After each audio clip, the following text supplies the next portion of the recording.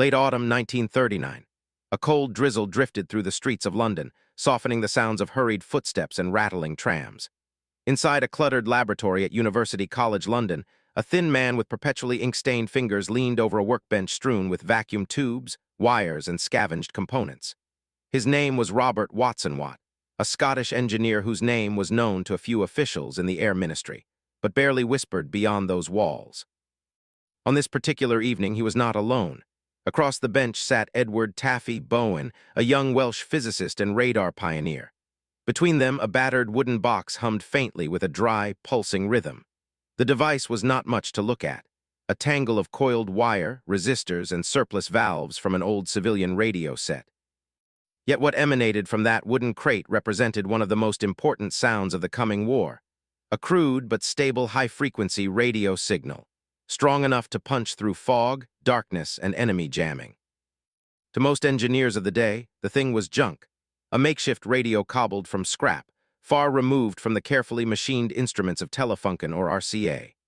But to Bowen, and to a handful of visionaries across Britain and the United States, it was something far more, a bridge between a chaotic, improvised science and a coming era of global communication that would bind Allied forces together from London to the Solomon Islands.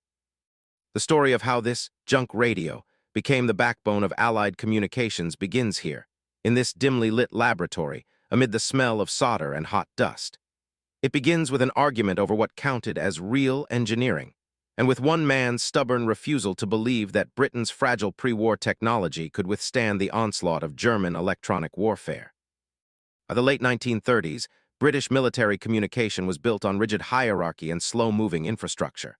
The Royal Navy still relied on Morse key transmissions over long-wave bands, a system vulnerable to interception and atmospheric interference. The Army's field radios were heavy, underpowered, and often incompatible between divisions.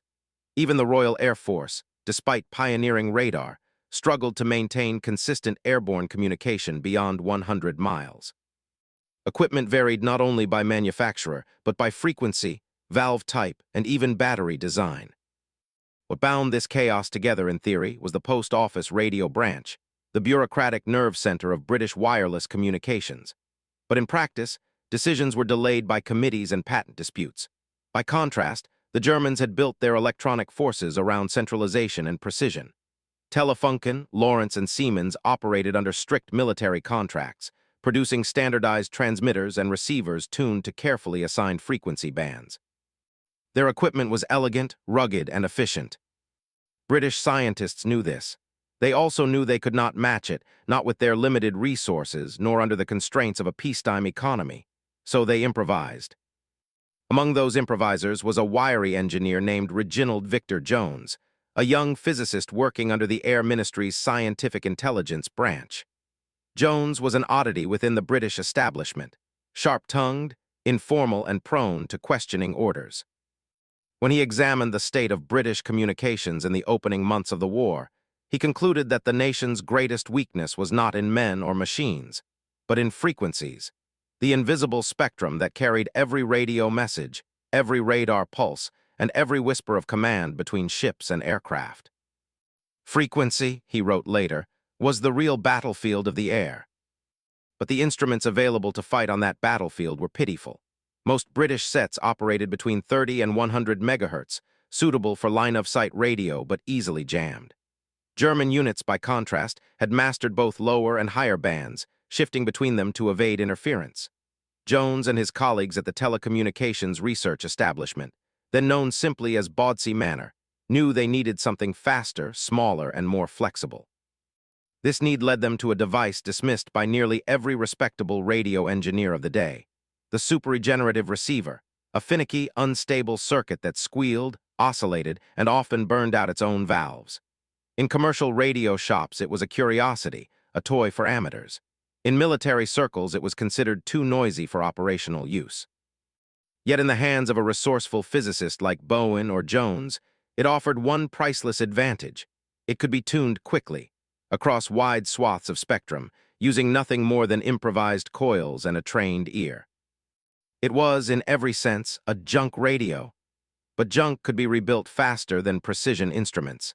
Junk could be made in garages and shipyards without waiting for official approval. As the clouds of war gathered over Europe in 1939, that mattered more than anyone realized. When war came in September, the first days of mobilization revealed a grim truth. Communications between bomber squadrons and their bases were failing catastrophically. Messages were delayed, lost, or arriving garbled. The official radio sets, meticulously designed for peacetime efficiency, proved useless under combat strain. Moisture shorted circuits. Vibrations cracked fragile valves. The Army's field sets, the cumbersome number 11 and number 12, could barely maintain a link beyond 20 miles in rough terrain. In France, British Expeditionary Force units resorted to runners and field telephones. In this vacuum, the so-called junk radios began to spread quietly. Pilots salvaged spare parts from civilian transmitters. Naval technicians, short on official spares, wound their own coils from copper scavenged off broken searchlights. At first, these ad hoc repairs were officially discouraged, then tolerated, finally, as the situation worsened, encouraged. The irony was profound. The very chaos that had crippled British communication was now becoming its greatest strength. Improvisation had turned into doctrine. Meanwhile, across the Atlantic, in a small laboratory at Stanford University, another kind of junk radio was being assembled. There, two young physicists, Russell Varian and Sigurd Varian, aided by a machinist named William Hansen, were building a strange glass and metal tube that could generate powerful microwave signals at high frequencies. They called it the klystron. To military engineers, it seemed like a curiosity, useful perhaps for radio astronomy, but unsuited to field use. The device was temperamental and fragile, yet it hinted at something extraordinary: the ability to send vast amounts of information through a narrow beam of radio energy without interference. At that time, British intelligence had no idea the Varian brothers existed. But their invention would soon intersect with the improvisational work of Bowen, Jones, and countless anonymous engineers who refused to let theory dictate survival. By the time German forces invaded Norway in the spring of 1940, communication had become the most fragile thread holding the Allied war effort together. Each convoy, each air raid warning, each radar echo depended on it. The Germans understood this and attacked it relentlessly. Luftwaffe jamming squadrons targeted British radar stations with deceptive signals. Kriegsmarine intercept teams triangulated Royal Navy transmissions to track convoys in the North Sea. Under such pressure, the junk radios proliferated further. Improvised receivers hidden in basements, barns, and underground shelters formed the backbone of the British home chain radar reporting network, allowing civilian volunteers to relay early warnings when professional stations were disabled. It was messy, inefficient, and indispensable. Reginald Jones would later recall one of those chaotic nights in the summer of 1940 during the Battle of Britain. German bombers had disrupted several southern radar stations, and communication lines were collapsing, yet reports kept coming in clear, accurate, untraceable. When Jones asked where the messages were originating, a corporal shrugged. "Some old boys up near Hastings," he said.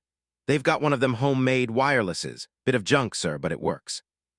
It did more than work, it filled the silence. By 1941, the lesson was undeniable. Reliability in war came not from perfection, but from redundancy. 1,000 overlapping, improvised channels of communication, each expendable yet collectively unbreakable.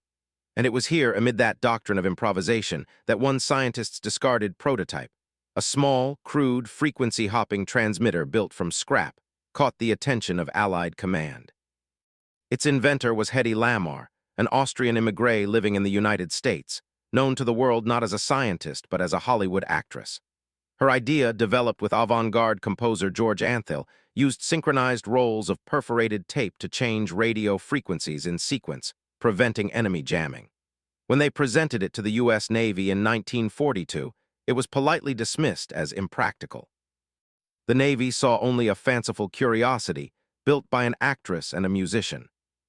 Yet the engineers working on the ground, men like Bowen and Jones, recognized something familiar in it: the spirit of the junk radio, the refusal to accept that fragile official channels were the only path to reliable communication.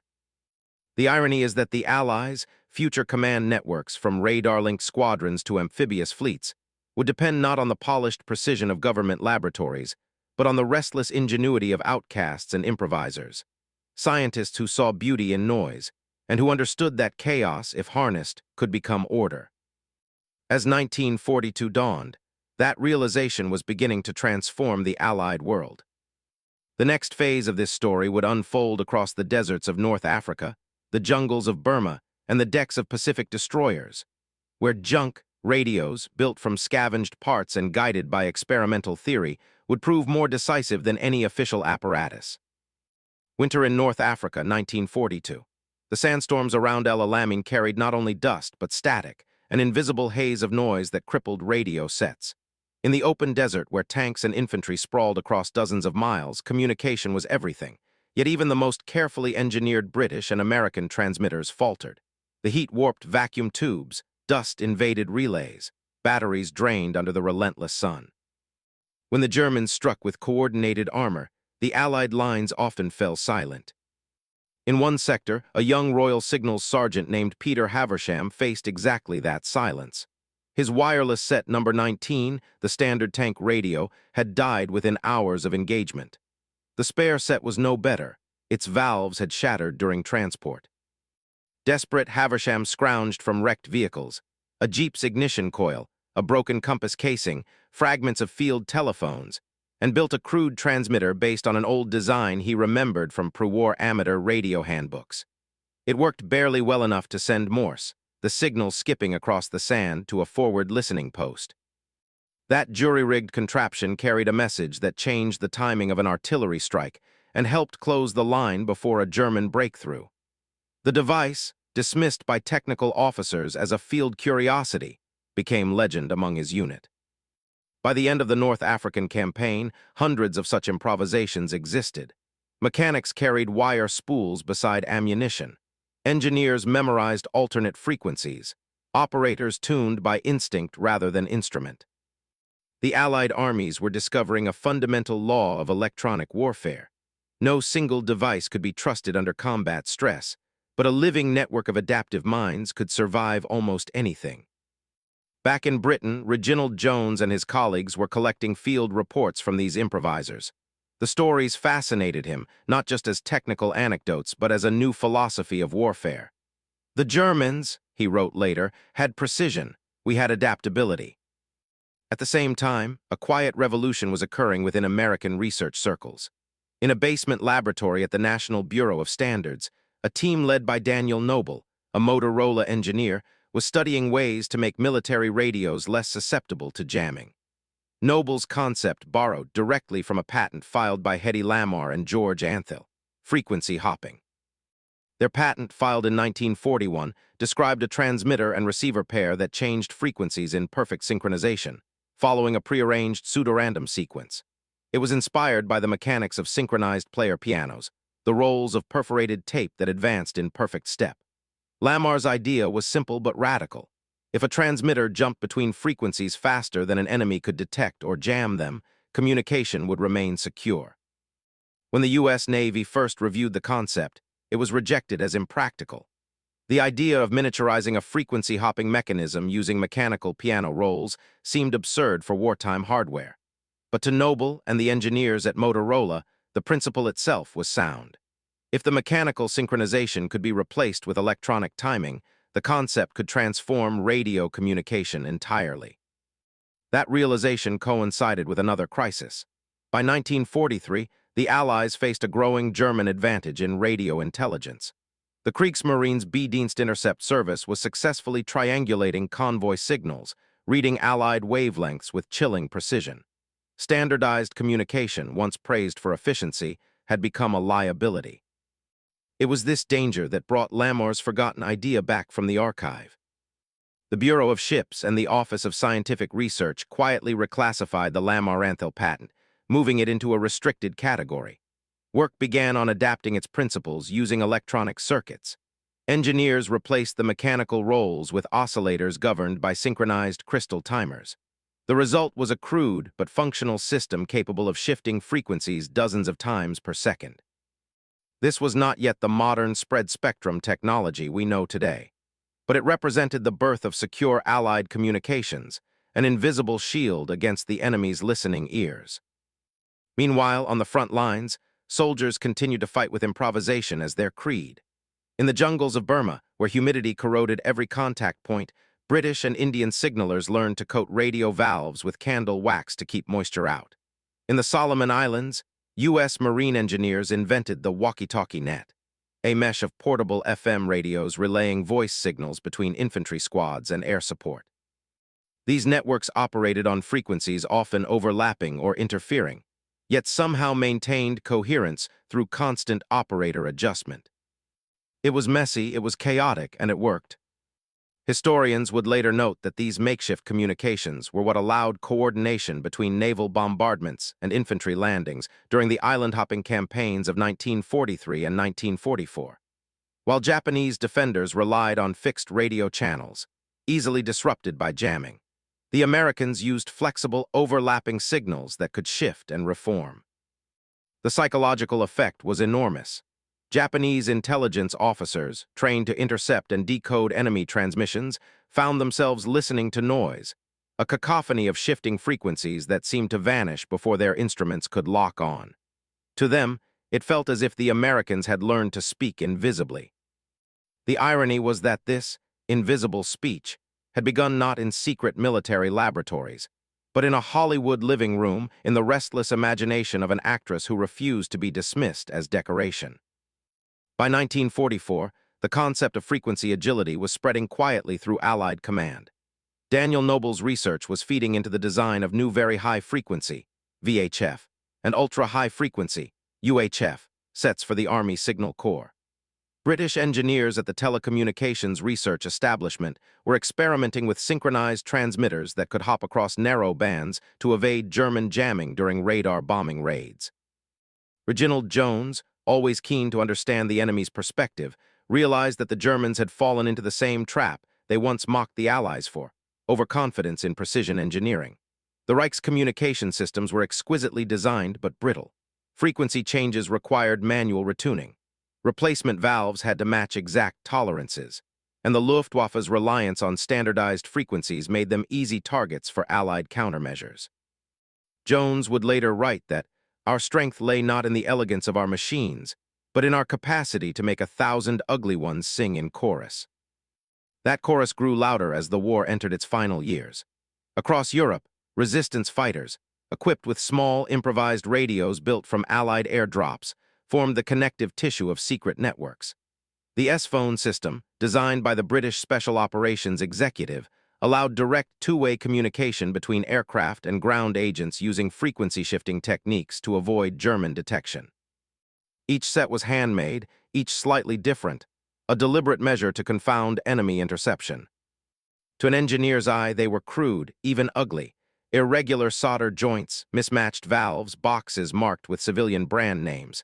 But to those who used them, they were lifelines. In one recorded account from occupied France, a resistance operator described crouching in a cellar near Lyon, his ear pressed to the receiver. "You could hear them searching," he said of the German direction finders. "The signal would come and go, whisper and vanish. We prayed the noise would save us." That noise, the very instability that early engineers despised, was now saving lives. It was around this time that Reginald Jones visited a communications training unit near Salisbury Plain. There, he observed soldiers learning to repair and operate field radios under simulated combat conditions. The instructors had scattered parts across a muddy field and ordered the trainees to assemble working sets from whatever they could find. Some used civilian flashlight bulbs. Others wired bicycle dynamos to power circuits. The resulting cacophony of mismatched transmitters filled the air with crackling interference. Jones watched, smiling faintly. "This," he murmured to a colleague, "is how we win." Because by then the Allies had achieved something no Axis power could replicate, a communication doctrine that thrived on disorder. The network was no longer a chain, it was a web. Break one strand and a dozen others carried the message forward. When Allied forces stormed the beaches of Normandy in June of 1944, that web held. Amid the chaos of bombardment and smoke, units maintained contact through redundant, self-healing channels. Amphibious commanders coordinated landings using overlapping radio frequencies that adapted dynamically to interference and terrain. Where formal command links broke, improvised radios, sometimes built from parts scavenged from destroyed landing craft, reconnected them. Behind that resilience lay thousands of small innovations. variable frequency oscillators, wideband receivers, signal scramblers, and buried deep within the classified archives. A wartime prototype based on Lamar's patent, built in a Maryland workshop and tested aboard a Navy torpedo guidance system. Though that experiment never reached combat deployment, it proved the principle. A signal could jump between frequencies faster than an enemy could track it. In that moment, the line from junk radio to strategic doctrine became clear. The war ended not with silence, but with the hum of transmitters still crackling across the world. In the ruins of Europe, the air was thick with stray signals, Allied occupation traffic, Soviet broadcasts, resistance operators still transmitting coded fragments, unaware that peace had been declared days before. Among these ghosts of communication, something else was happening. The improvisations of war were crystallizing into doctrine. At the newly formed Signal Corps Engineering Laboratories in Fort Monmouth, engineers began cataloging every field radio, every bastard device cobbled together in the desert or the jungle. What had once been dismissed as chaotic was now a map, a living archive of adaptability. The notebooks from those units contained more innovation than most pre-war research institutes. And it was there that Daniel Noble, the Motorola engineer who had revived Lamar's idea, returned to civilian life and asked a heretical question. What if mobility itself was the future of communication? In 1947, working with a small post-war research grant, Noble proposed an automatic frequency reuse system, a method to divide cities into radio cells, each operating on its own subset of frequencies. To military veterans, it was a scaled-down version of wartime mesh networks. To civilians, it sounded like science fiction. That concept would eventually become the foundation of cellular communication. But in the late 40s, the world had little appetite for invisible revolutions. The atomic age had begun, and the public imagination was focused upward, on rockets, not radios. Still, in the quiet corners of research labs, the lessons of the war were being distilled into the next generation of technology. The transistor, invented at Bell Labs in 1947, promised to replace fragile vacuum tubes with solid-state durability. For the first time, the power of a radio station could fit in the palm of a hand. Engineers who had once scraped together parts in foxholes now found themselves designing circuits for peacetime industries. They remembered what failure had taught them, that no machine should rely on perfection, that resilience meant redundancy. They built those principles into everything that followed. And they did not forget the origin of the idea. In a letter dated March 19, 1950, Daniel Noble wrote to a colleague, "We are building a system that owes its logic to the chaos of war, and to one patent that was laughed out of the Navy."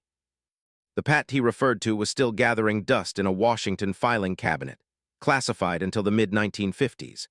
Its author, Hedy Lamarr, had gone back to Hollywood, her role in history almost erased by the glamour of her screen persona. She would not learn until decades later that her invention had found its way into secure military satellites, GPS systems, and finally the wireless protocols of modern communication. The irony was perfect. The woman once dismissed as a curiosity, much like those soldiers tinkering with junk radios, had anticipated the architecture of a global network.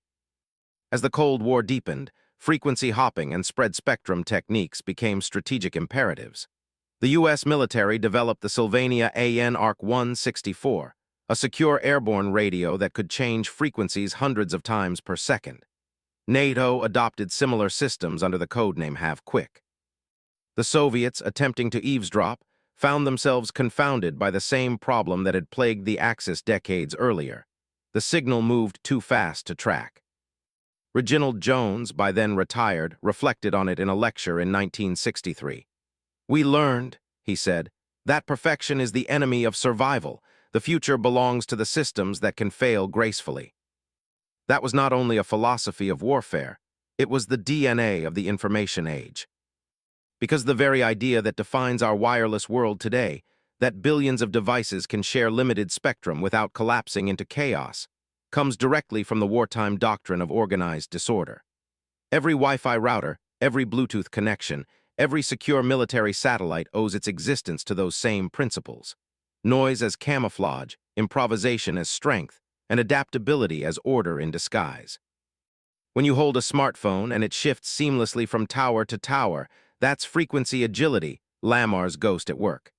When your Bluetooth headset hops across channels to avoid interference, that's spread spectrum, the desert improvisation reborn. And when modern militaries coordinate operations across continents using encrypted mesh networks, they're following the pattern first seen in the cracked and sputtering radios of El Alamein, where soldiers learned that any signal is better than silence. In one of his last writings, Jones offered an epitaph that could stand for the entire invisible history of wartime science. We thought we were building machines to win a war. In truth, we were teaching ourselves how to communicate with uncertainty. From junk radios in the desert to satellites orbiting the Earth, that lesson still hums quietly beneath everything. The frequency never stops, it only changes. When the guns fell silent in 1945, it was not silence that filled the air. It was a murmur, a static hum that refused to die. From London to Manila, fragments of wartime frequencies still lingered, bouncing between clouds, drifting through ruined cities, whispering through abandoned receivers. The war's machines had taught the atmosphere to speak, and it would never quite forget the language. All over the world, men and women who had once fought in mud and smoke were returning to laboratories, workshops, and offices. Many carried with them habits they could not unlearn, the instinct to improvise, to distrust perfection, to find strength in the unfinished. For 6 years, they had lived by the creed of makeshift survival. Now in peace, that same creed became the foundation of something new. At the Massachusetts Institute of Technology, in a former radar building, engineers began cataloging the lessons of radar, communication, and control. They called it the Radiation Laboratory Series, 28 volumes of dense technical writing distilled from wartime innovation. Hidden between the mathematics were small philosophies learned under fire: redundancy, adaptability, feedback. The word network began to appear with increasing frequency, no longer meaning just a web of people or organizations, but a living mesh of information. Across the Atlantic, at Britain's telecommunications research establishment, Reginald Jones was finishing his service. His last report spoke not of espionage or bombs, but of systems, how intelligence, countermeasures, and communications formed a single breathing organism. "The future," he wrote in one of his closing memoranda, "will belong to those who can coordinate disorder faster than the enemy can impose order." It was a sentence few noticed then, but one that would define the century to come. The immediate post-war years were a paradox. Industry wanted stability, but the world was unstable. Nations rebuilt, empires dissolved, and every new border brought new lines of communication.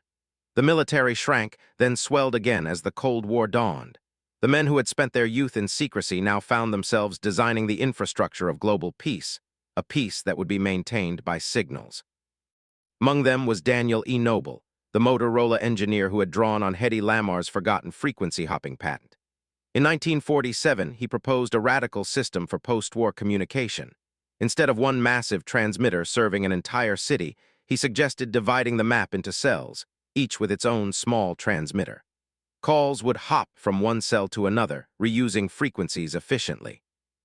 His colleagues saw it as a clever curiosity. His managers saw a business model decades ahead of its time. The cellular network was born in theory, though it would take 30 years of technological evolution to become reality. But even as Noble dreamed of a networked civilian world, the military was already transforming his wartime research into doctrine. The U.S. Air Force, formed in 1947, recognized that in the atomic age, communication was survival. A bomber force scattered across continents could not rely on fixed lines or static frequencies. They needed radios that could change frequencies faster than an adversary could jam or trace them. They needed mobility in the ether.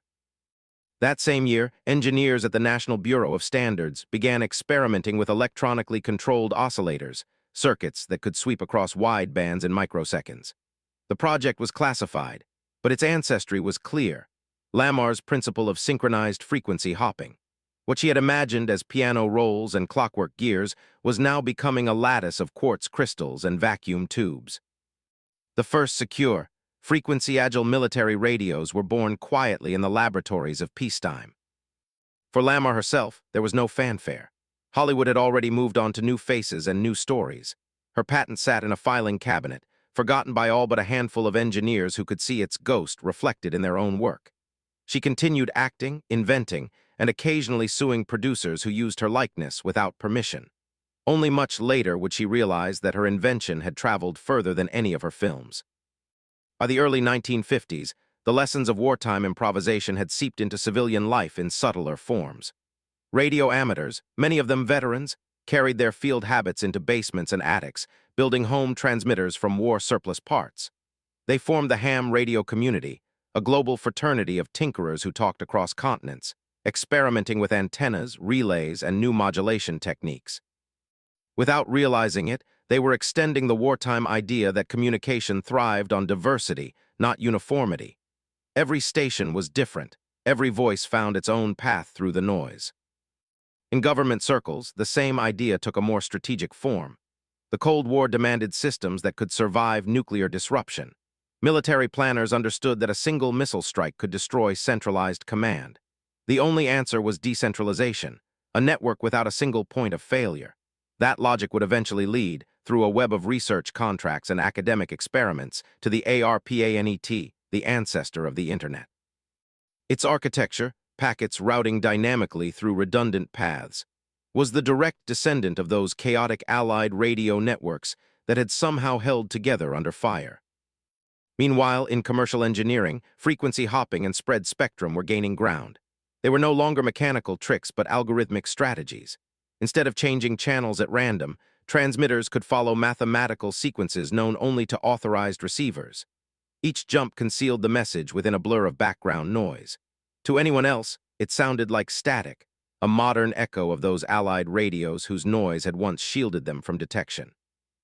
By the late 1950s, American engineers were developing satellite communication systems using similar ideas. The challenge was immense. A signal had to travel through the atmosphere, across thousands of miles, and back again without interception. Frequency agility became essential. The very first communication satellites, SCORE in 1958, ECHO in 1960, were crude, but they carried within them the logic of wartime improvisation: redundancy, feedback, resilience. The Soviets, too, understood the value of adaptive communication. Their scientists, studying Allied and captured German equipment, developed their own versions of frequency-agile systems. But the Soviet approach remained centralized, bureaucratic, dependent on rigid planning. The West, by contrast, embraced the messiness of experimentation. Laboratories competed, corporations improvised, universities collaborated across borders. The result was a chaotic ecosystem of innovation, inefficient, unpredictable but unstoppable. Jones had been right. Adaptability would outpace precision. During the tense years of the early Cold War, communication was both a weapon and a shield. Secure radio links connected radar stations in Canada's frozen north to command centers in Colorado. Submarines deep under the Atlantic used extremely low-frequency transmissions to maintain silent contact. Spies in Berlin whispered through miniature transmitters hidden in pens and cigarette cases. The entire conflict unfolded as a battle for the invisible spectrum. One project in particular embodied the culmination of wartime philosophy, the Have-Quick system, developed by the U.S. Air Force in the 1970s. It used digital clocks to synchronize frequency hops across hundreds of channels, making jamming nearly impossible. Pilots could switch from one encrypted channel to another in fractions of a second, maintaining secure voice communication, even under heavy interference. It was Lamar's invention perfected, a ballet of mathematics and timing across the sky. By then, Lamar herself lived in near anonymity. She read about satellites and secure radios in newspapers without realizing that her 1941 patent had quietly expired just before its principles became indispensable. When journalists later asked if she regretted not profiting from it, she shrugged. "Inventions are for humanity," she said simply. Yet the world she had helped imagine was unfolding in ways even she could not have foreseen. Meanwhile, the philosophy of redundancy and improvisation had found new life in computing. The first electronic computers were as fragile as early radios: vacuum tubes burning out, relays sticking, memory failing. Engineers compensated by building in feedback, error correction, and self-diagnosis. These were not aesthetic choices but survival tactics inherited from wartime electronics. Machines learned to tolerate failure because the people who built them had learned that perfection was a myth. As the 1960s progressed, this philosophy merged with a new kind of science: cybernetics, the study of systems, feedback, and control. Its founders, Norbert Wiener, Ross Ashby, and others, had all worked on wartime communication and radar. Their insight was profound. Communication was not merely the exchange of information, but the process by which order emerged from noise.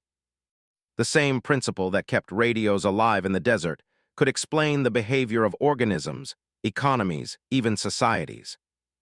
It was a new worldview, the world as a network of adaptive signals, not as a machine of fixed gears. By the 1970s, humanity had built a civilization on invisible communication. Satellites stitched continents together. Microwaves carried television. Data began to flow through undersea cables. And beneath it all, the principle of spread spectrum, once dismissed as impractical, ensured that these signals could coexist without collapsing into interference. When engineers at the University of Hawaii developed the Alo Anet in 1971, they unknowingly reenacted the wartime experiments of those soldiers who had shared the airwaves by instinct. Alo Anet allowed multiple users to transmit over the same channel, resolving collisions through adaptive timing. It was the conceptual ancestor of Wi-Fi and Ethernet. Again, the logic was not perfect synchronization, but dynamic adjustment, order through chaos. In the same decade, the U.S. military began to declassify elements of spread spectrum technology, allowing civilian researchers to explore its potential. By the 1980s, it was being used in cordless phones and early digital communication systems. When wireless networking standards emerged in the 1990s, spread spectrum became the backbone of Wi-Fi and Bluetooth. Every smartphone, every laptop, every connected device carried within it a trace of the improvisations of El Alamein and the imagination of Hedy Lamarr. The irony deepened with time. What had begun as a desperate attempt to keep fragile radios alive in a sandstorm had become the architecture of global civilization. The static that once haunted the battlefield was now the background hum of everyday life, the murmur of routers, satellites, and mobile towers carrying our voices through the air. Technology, of course, is never only about machines. The habits of thought born from wartime communication, resilience, redundancy, decentralized trust, seeped into human culture. Modern organizations, emergency response systems, even social networks mirror the same logic. No single node in control, yet the whole remaining coherent. When disasters strike, earthquakes, floods, political upheavals, it is often the same principle that keeps societies connected. Amateur radio operators still step in when formal networks fail, reviving the old ethos of the field improviser. During hurricanes and wildfires, volunteers relay information across ad hoc networks built on decades-old frequency bands. They are spiritual descendants of those soldiers who once soldered together junk radios under enemy fire. In that sense, the story of wartime communication is not only technological but moral. It teaches that progress often begins with humility, with the willingness to accept imperfection and to build from fragments. The myth of the flawless machine dies hard, but the living systems that survive are those that embrace error as part of their design. Reginald Jones understood this in his bones. In retirement, he often reflected that the most valuable inventions of the war were not specific devices but habits of mind. "We learned," he said in one interview, "that intelligence is not foresight but feedback. A system, whether mechanical or human, does not predict the future. It adjusts to it." That, he believed, was the real legacy of the scientific war. It took nearly half a century for the world to recognize Hedy Lamarr's role in that legacy. In 1997, long after she had withdrawn from public life, the Electronic Frontier Foundation awarded her and George Antheil their Pioneer Award for their contribution to modern communication. She did not attend the ceremony, but her recorded voice was played to the audience. "It's about time," she said dryly, to laughter and applause. By then, the world was already living inside her idea. Wi-Fi networks filled cities, GPS satellites guided cars, mobile phones switched frequencies seamlessly as they moved. The concept that once seemed mechanical fantasy had become invisible infrastructure.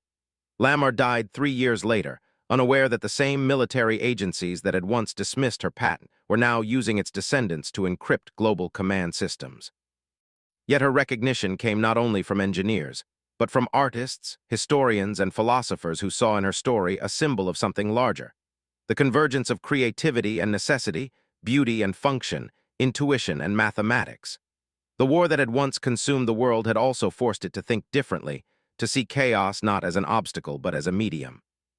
The deeper truth of that transformation is almost spiritual. Every technology of communication, from the first field radio to the modern satellite link, exists on a continuum between signal and noise. Too much signal and the system becomes brittle, too much noise and it collapses. The art lies in the balance, in allowing just enough uncertainty to make adaptation possible. That balance, discovered through the improvisations of war, has become the heartbeat of the modern age. Engineers call it robustness. Historians might call it resilience. But beneath both words lies a moral lesson, that survival depends not on control but on flexibility. The same principle now governs everything from global finance to artificial intelligence. The algorithms that route data across the internet owe their efficiency to randomness. The neural networks that recognize images learn through iterative error. The logic of wartime radios, adapt, retry, recover, has become the logic of modern cognition itself. And perhaps that is the ultimate irony, that the greatest triumph of 20th century warfare was not destruction, but the discovery of how to communicate in uncertainty. Humanity learned, through necessity and terror, that perfection is static but life is dynamic. The machines we built to survive chaos ended up teaching us how to live with it.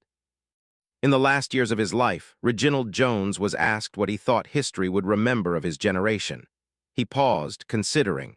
"Not the weapons," he said finally. "Not even the victories, perhaps only the networks, the invisible threads that held us together when everything else was falling apart." Those threads have never disappeared. They have multiplied, branched, and interwoven until the entire planet hums with them. Every signal that leaps from a phone tower, every burst of data from a satellite, every whispered transmission across an ocean is an echo of that wartime discovery. That communication is the act of making sense in noise. Somewhere, perhaps, the ghosts of those early engineers, Jones, Noble, Lamar, the anonymous signalers in deserts and jungles, would recognize the sound. The static has become music. The junk radio has become the world. And as long as there are voices in the air, the frequency never truly dies. It only changes.